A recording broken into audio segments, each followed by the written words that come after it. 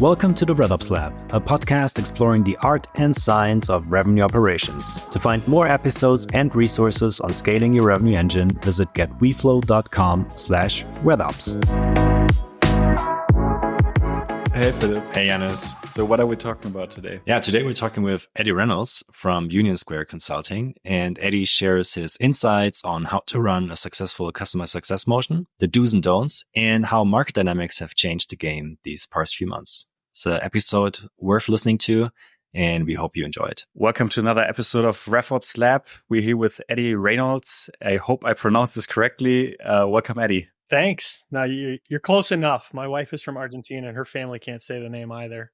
So it's okay. Thanks. Great to have you. I mean, I've been following you on LinkedIn. Totally fine. It's a different accent. I'm German, and as funny as one can be.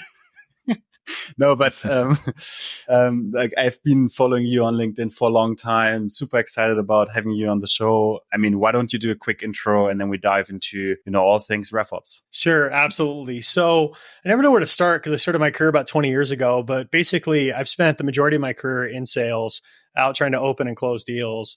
And along that journey, I got pretty obsessed with process, with Salesforce, implemented it at a couple companies. And then I drank the Kool-Aid so much that I ended up going and working at Salesforce for 3 years.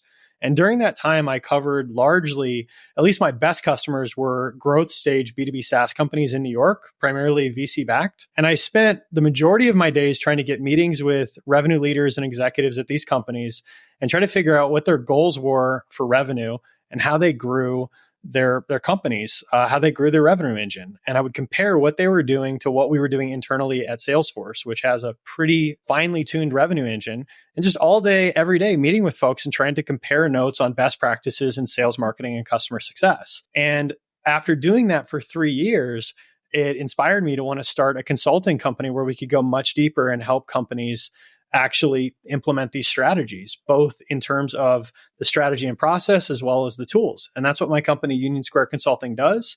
We are B2B SaaS or B2B. Wow, I totally ruined my pitch. We are revenue operations as a service or fractional RevOps or whatever term we want to use of the day. And we provide both the strategic as well as the tactical resources for companies to improve their revenue engine. Yeah. I mean, and if you haven't heard of Eddie, I mean, follow him on LinkedIn, check out, the newsletter you write. I think it's really insightful. A lot of deep dives onto very important topics. I'm curious. I think you talk a lot about like strategic RevOps. I'd love to start high level and then really dive into a topic I think care deeply about, like CS ops, but like, how do you define RevOps and what's strategic revenue operations for you? Well, it's so funny because I was watching the recording from our prep session and I had this one liner that I somehow eked out that I really liked. You asked me like, what's the state of RevOps? And I said, the state of RevOps is the state of revenue. RevOps is there to support the revenue team and make them more effective and efficient. And so when people are asking me what's going on in RevOps, my answer to that is it's what's going on in revenue. And we've seen, at least in B2B SaaS, obviously, we took a pretty big hit with the market. People have been changing their focus, and we can get into that on this topic. And I think RevOps is there to serve that shift in focus, which is a lot of net revenue retention and how we retain and grow our existing customers. How do we actually do that? High level, what is RevOps? With that specific question, RevOps is, what is the strategy? What is the process? What are the metrics? And what are the systems that we use to execute in order to achieve that goal? So if we think about net revenue retention, what is it we need to do as a company? What do all the different employees in the company need to do on a day-by-day basis in order to improve net revenue retention? RevOps is the folks that actually document that down on a piece of paper and take that all the way through to implementation and execution. Yeah, I love it. I mean, I think you're already diving into the NRR topic, right? Like that essentially is touching on renewals, expansion.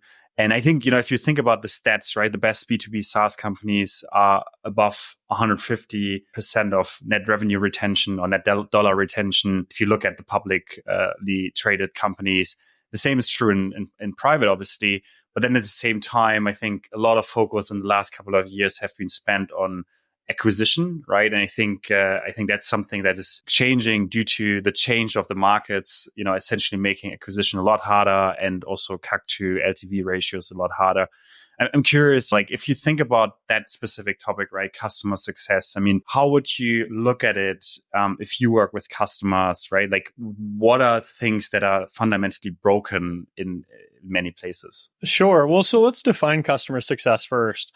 I think we take the stance that we take customer service off the table and think about that as sort of a separate thing. Definitely, you could argue that you want to at least see like what kind of tickets are being surfaced and have some visibility into customers that are having issues versus not. But let's push that aside for a moment and let's talk about how do we make customers successful. It starts with a really good handoff process from sales. Is sales handing off a customer to onboarding, to implementation, whatever it is necessary to get up and running on your product?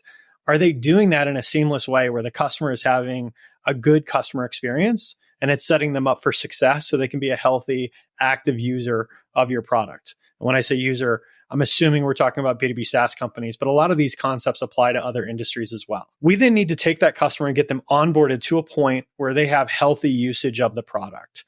We then need to make sure to monitor that and maintain that healthy usage, because a customer is not going to renew if they're not using the product. And even if they are using the product, that may still not be enough to renew them. I think one of the biggest problems that we had, especially a couple of years ago, is that companies had these processes in place of handing people over to onboarding and implementation that were broken. There's also, and I'm going to get off track here a little bit, a big issue with capacity planning. If we talk to our VP of RevOps strategy, Joel Arnold, he talks a lot about how he's never seen a company that has a proper capacity plan for their customer success team.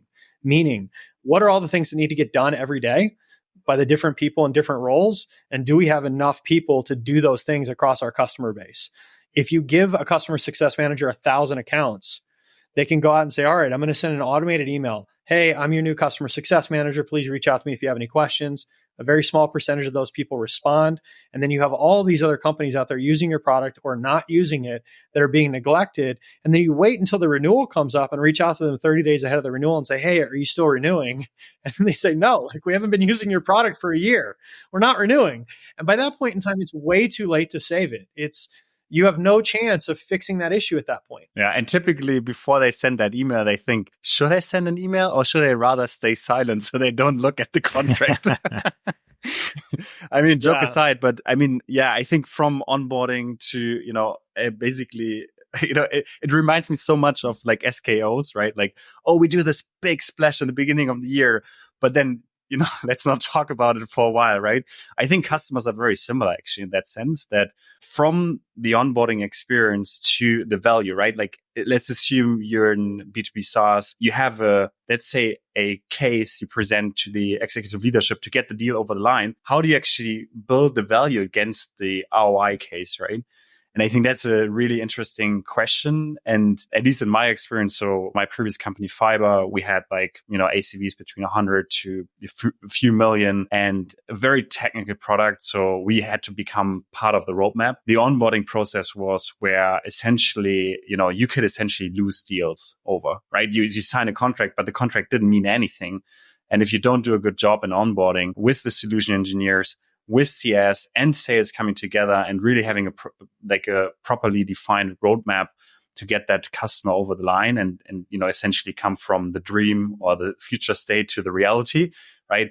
I think a lot can go wrong and it affects already your renewal process and essentially the value you're driving. So I'm curious, like, if you think about onboarding, right? Is there certain best practices you put in place?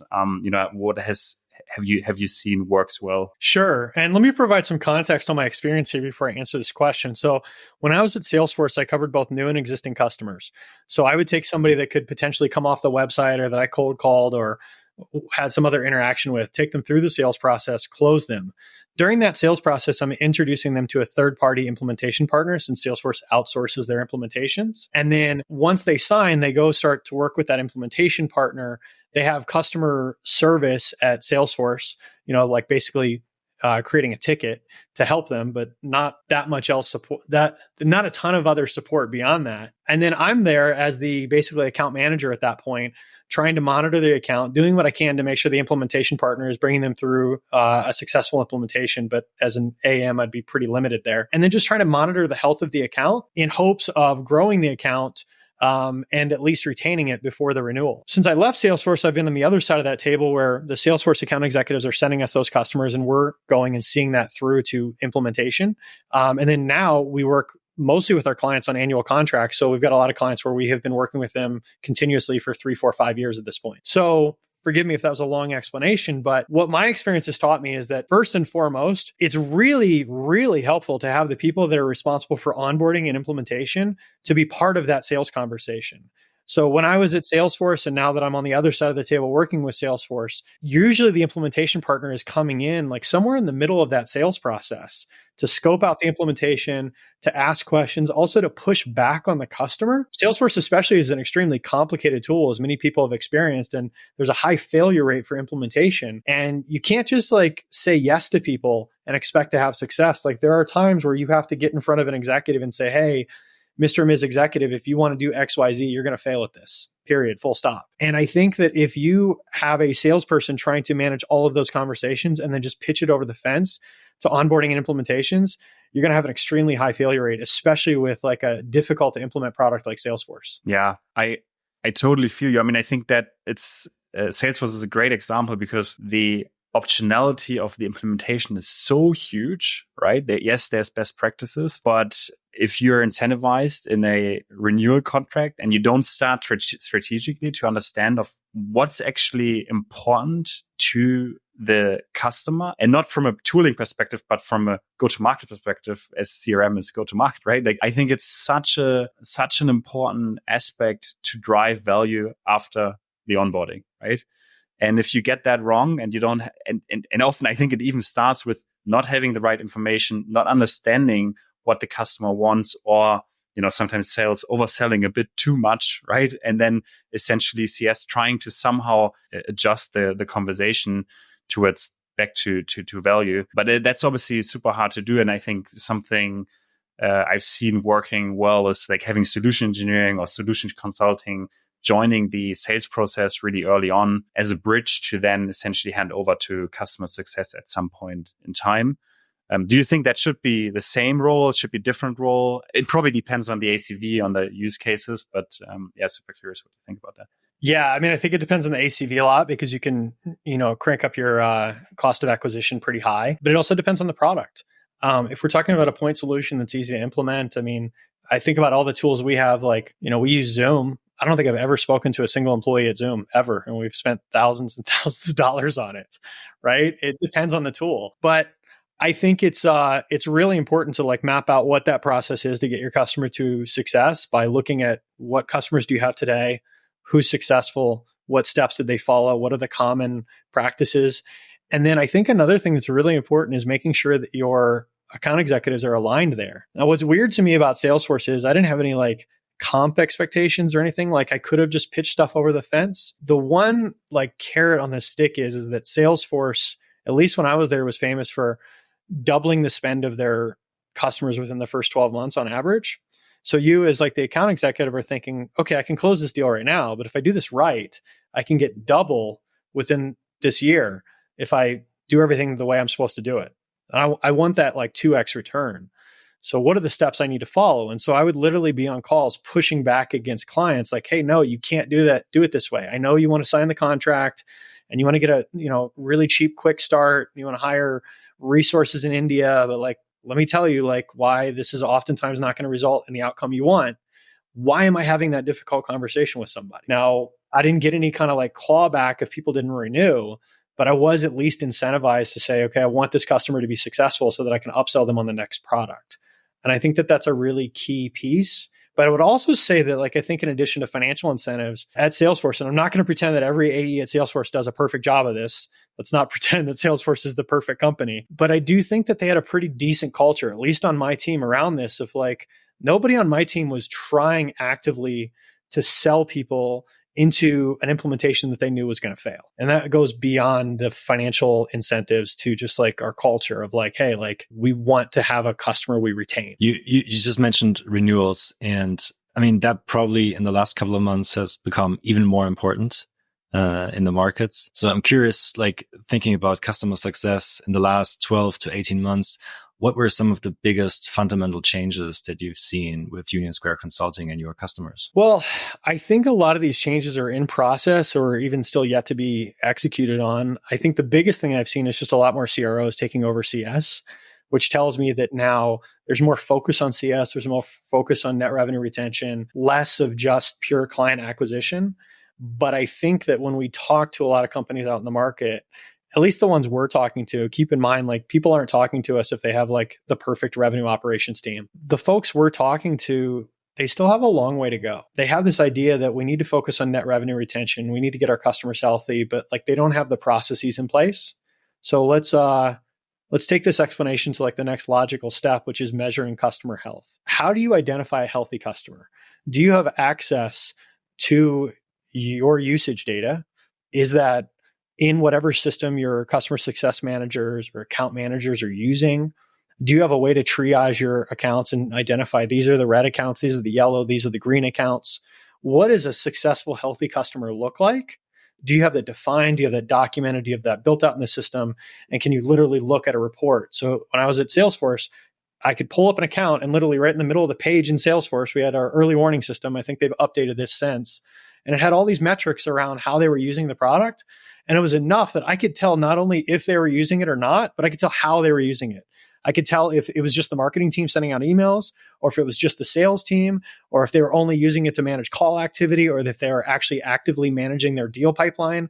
I could see the metadata to know how they were using it, which would then inform me who I needed to call and what conversation I needed to have to dig deeper to find out why they weren't using Salesforce in the way that they should be using it if they wanted to get value out of it. Yeah. Yeah. So I would assume like with customer success, it's obviously much more important that you plug into like real good BI system and, to get all that data, like, I don't know, like from whatever product, the company is selling or using and feed that back into Salesforce. Is that something that's like developing such a system? Is that something that you feel like always needs to be done from scratch? Or is this something that you can carry over from one organization to the next one? Is there like basically one model, or is it like reinventing the wheel over and over again? I think it does depend on what the product is, who's using it, what they're using it for. I mean, as we mentioned, like with Salesforce, using that as the example, like you can use Salesforce for anything. So like it's pretty difficult to like have like a cookie cutter approach to it. And at the end of the day, like I couldn't access like somebody's version of Salesforce. That probably wouldn't be ethical. I could see metadata, like the number of accounts, contacts, leads, et cetera, how many people logged in. And then with Salesforce as an example, there's so many different use cases. Like it is really hard to figure that out. With other companies, like they have one use case and it's pretty straightforward, and it might be something very different from a Salesforce, for example. So it has to be defined for the customer and for the product. Yeah, I mean, I think in SaaS, it's often your product analytics feeding via CDP into your CRM, right? Like I think that's a very common way of essentially calculating health scores, or even using customer success platforms to do it and connecting the dots. Obviously, if you're in a different industry and you don't have a digital product, it's a lot harder to do, right? Like how does, let's say, a daily active by weekly active, or weekly active by monthly active user, or even specific component metric look like in healthcare, right? It's probably a lot different and differently done. Let's assume you have the onboarding right, you get the health data into your CRM. What are the touch points throughout the year you would set up to not have this 9 months of no communication and then suddenly somebody is actually doing something against the renewal, right? Which I think is just, I mean, it doesn't make sense no matter what. But yeah, I mean, is there a specific playbook you think of to essentially have specific touch points? Is multi-threading a thing, right? Like, how do you think about that? Yeah, it's a great question. So there's a lot that goes into that. I want to touch on capacity planning, but before I do, I'll talk to you about like what I did at Salesforce that worked. And so keep in mind, I was a sales rep. I carried a quota. I wasn't a customer success manager, but I had about 60 to 100 active accounts at any one point in time. So it was manageable enough that I could handle it. And unfortunately, about half of those customers were not healthy. So you take 60, let's call it 80 accounts, divide by 2, that's 40. There's 40 accounts that are not healthy. All I'm doing is I'm trying to figure out in what way are they not healthy, who bought off on this, who signed the contract, who's managing the team that's using this. And then I'm trying to get in front of them and I'm basically saying, hey, look, like you're not getting value for your money. You're spending $100,000 a year on Salesforce. It doesn't look like you're using it. Would you like to fix that? And then what I'm trying to do is basically, as a sales rep, kick the door down to get in front of the right person. Because at least with Salesforce, that was usually the issue. The right person was not paying attention to it. The VP of sales, CRO, CEO was like not a priority for them. So I'm trying to figure out any way I can to make it a priority for them.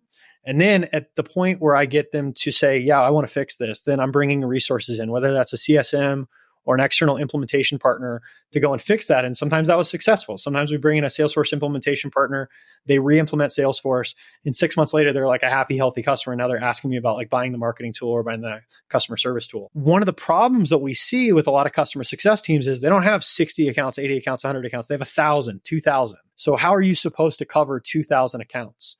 Well, first you have to triage it in the way that I described. But even then, does your team have enough capacity to go and follow up with those customers in the way that they need to maximize your net revenue retention? It's a big question. And largely, customer success teams are understaffed. And so what they end up doing is they send out that send all email. Hey, like we want to do an account, or even AEs do this. Hey, I want to do an account review. It's like boilerplate email. I get these emails from Salesforce. Hey, I want to do an account review. I'm like, I don't want to do an account review. Why would I want to do an account review? That's not the way I personally approached it. I would come in with a very pointed question. I would say, this is what I am seeing. It looks like you guys are not using Salesforce in this way. I want to help you fix it. Is this a priority for you? Yeah. And I think the earlier you do this, right? Like if we think about the journey of the customer after the onboarding to quickly understand, is the value being delivered? Is that account on the right track, right? What does right mean? And if not, basically dive in to essentially rescue the account 9 months before the renewal comes up and not 3 months before the renewal date is up, right? I think that's so important because otherwise you're basically running out of time, right? And the decision was already made. If you paid for 9 months and you get no value out of a tool, likelihood of renewal is very, very slim. So I really, really love this. So it sounds to me almost like, CS has to become a lot more than like CS. It can't be just digital touch points. It needs to be almost like also prospecting into the account. Do you agree with that? Or I mean, yes and no. And it's interesting because we have like an internal debate on this. So Joel, our VP of RevOps strategy, will say like, hey, it's really important. Like CSMs are not salespeople. And I get myself into trouble too. I experienced this even as CEO of the company. Like I go and I like close our deals and I hand off our customers to our consultants who are effectively CSMs. And then I try to come back in and like, I can tell the customer's like, okay, Eddie, what are you trying to sell me next? Like it's a different vibe that you get. And I think it really is important for CSMs to maintain this relationship as the trusted advisor, not somebody that's going to try to push something down my throat. And so, yeah, like that's probably not my strength as somebody who's like always trying to close deals. And I think it is important, but I do think that CSMs need to be proactive. They need to be reaching out to the right people about the right things to say, hey, like this is what we're seeing with your usage. We want to make sure that you get value. Can we meet and talk through this? If your CAC supports that level of resourcing. And then you have account managers that may be growing the account and they can tag team it. I think what's really hard is like, if you need to meet with the CXO in order to turn this account around, how do you get the meeting with that CXO? That might be something that might be difficult for a CSM to achieve if they don't have the aggressiveness that it might take to get through to that person. But at the same time, like I said, you don't want your customers feeling like CSMs are just trying to sell them stuff all the time. Yeah. Yeah, I think that's a great point. 100%. Sorry, Philip, you were about to say something. I'm just curious, like if you see any technical trends that help CSMs to do that job better. Is there like a hot new implementation trend that everybody needs to know who listens to this? I think I'm the wrong person to ask that. You'd have to ask my my implementation team. I'm not the tools guy. Yeah.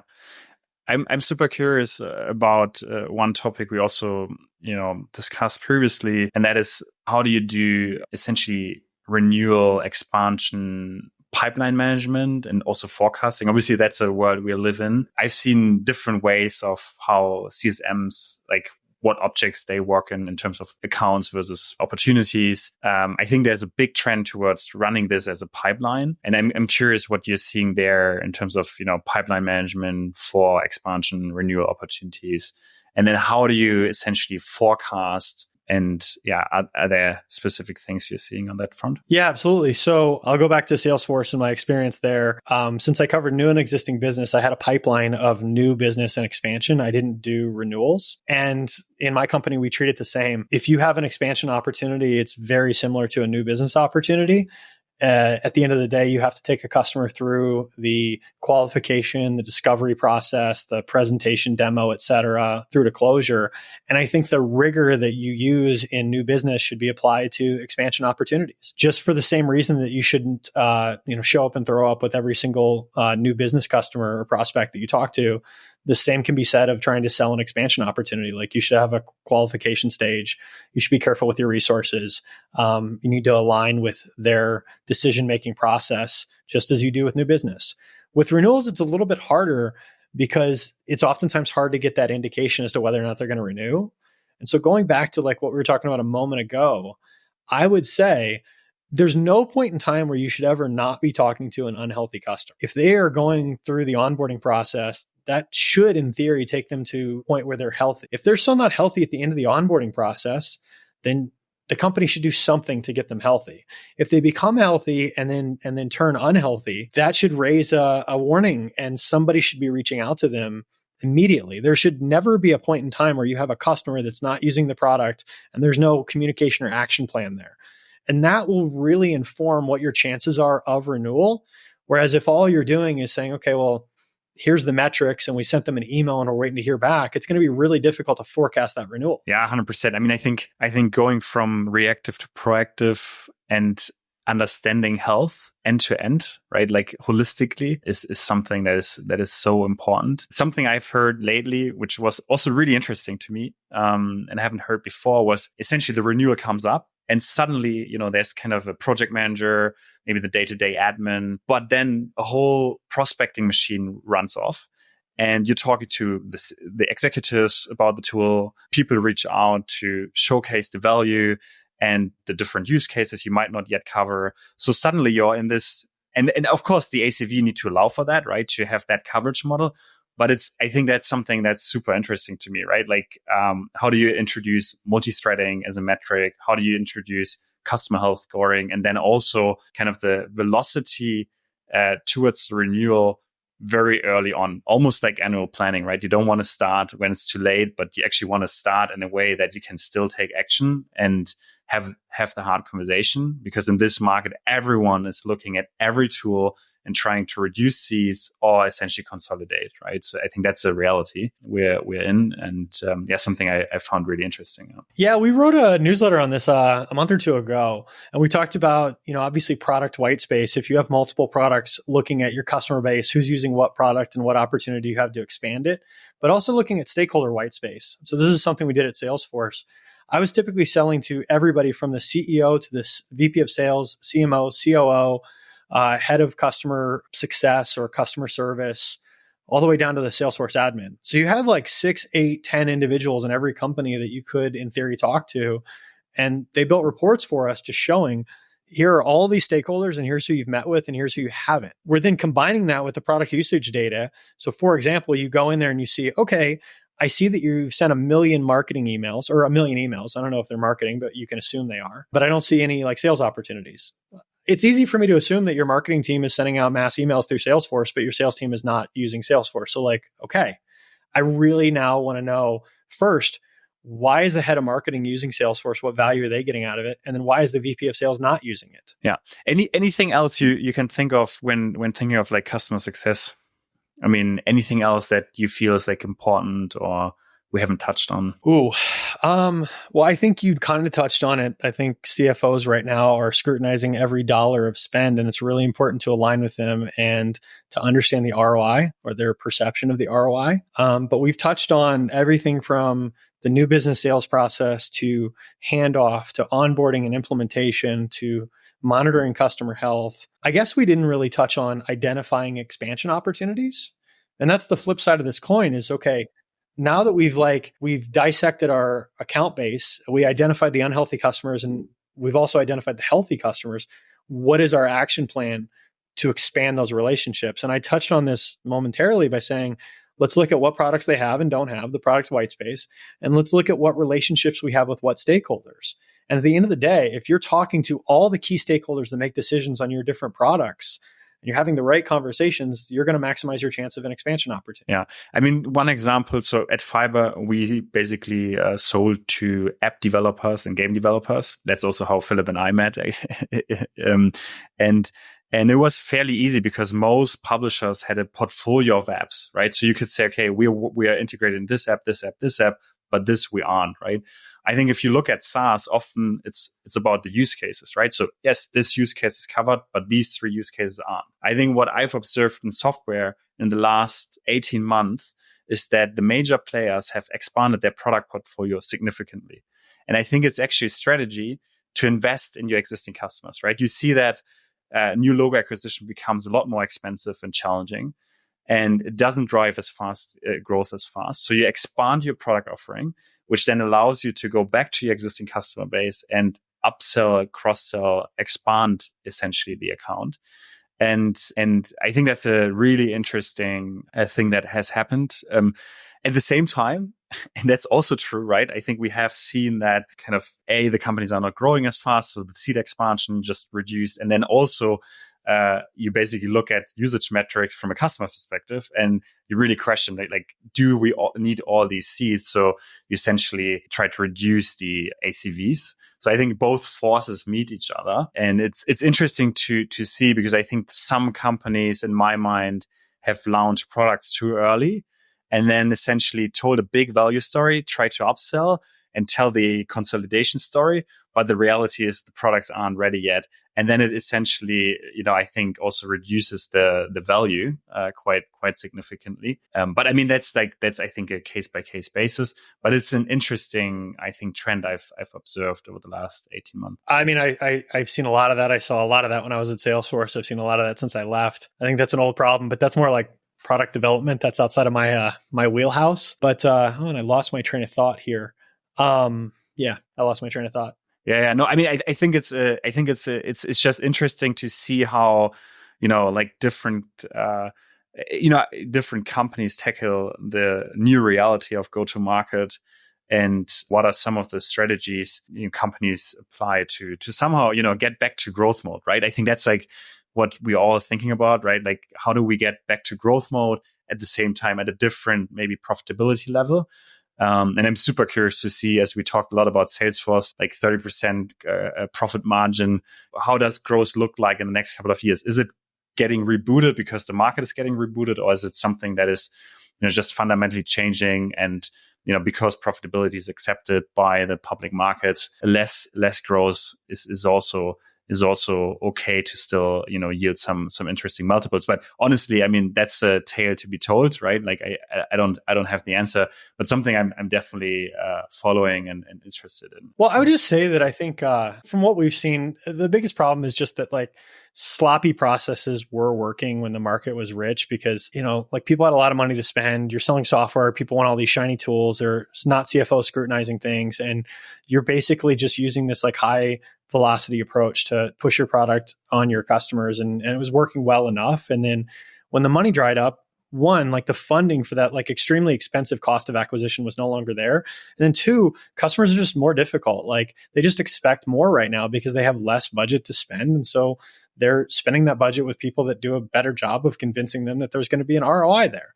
All that means is that like we have to go back and look at what we've been doing as an industry in B2B SaaS. And this is literally like what we do as part of our work, is to say, okay, well, where are all the inefficiencies? Where are all the things slipping through the cracks? I use a concrete example, like how many companies a couple of years ago would like get a lead off their website and then like not respond to you for like a day or two? Like that's just mind blowing to me. But there are companies doing that. Like you're just losing revenue, like hand over fist doing that. But if the market's frothy, you might get away with that. You can't right now. I think the other thing I would say is that you have this focus on new business acquisition in the early stages of companies. And as the company matures, their base of existing customers becomes bigger and bigger. And so net revenue retention becomes more and more important. It's, if you have $1 million in revenue and you had, $200,000 of revenue last year, it's pretty easy to ignore or deprioritize net revenue retention. But as you grow into like a $50 million company, and now your target for next year is $70 million, well, you might get $50 or $60 million of that $70 million figure through net revenue retention. That becomes absolutely mission critical. And I think there are organizations that have just grown up really fast and realized, holy cow, we have this large customer base, but we don't have the processes in place to support them and retain them. And that's where a lot of companies are at right now. Yeah, 100%. I mean, look, I think we could go on and on. I've met so many thoughts, but I think this was great. Really enjoyed the conversation. Thank you so much for joining us, and all the best for you and your company, and your second marriage. Not second marriage. Sorry. Second honeymoon. No, I keep throwing people off. I'm like, hey, I have my second wedding. People are like, congrats, I guess. Like, you just got divided. I'm confused. It's like, no, my wife is from Argentina, so we're gonna go down there and do the second wedding so everybody in Argentina can attend. Right. Yeah, that was my very poor English, not translating it correctly, but I realized when saying it, okay, that wasn't actually meant. No, awesome. No, you're not the first person to say that. I'm like, wait, no, that's not the situation. Great. And honey, Eddie, I actually listened to your last episode, on RevOps Lab, and, I don't know what was in the end, but quite interesting. Thank you very much for listening to this episode of the RevOps Lab podcast. Please consider to like and subscribe our show and give us a 5-star rating on wherever you're listening. If you have feedback or suggestions, let us know at podcast@getweeflow.com. We read and reply to every email. Thank you.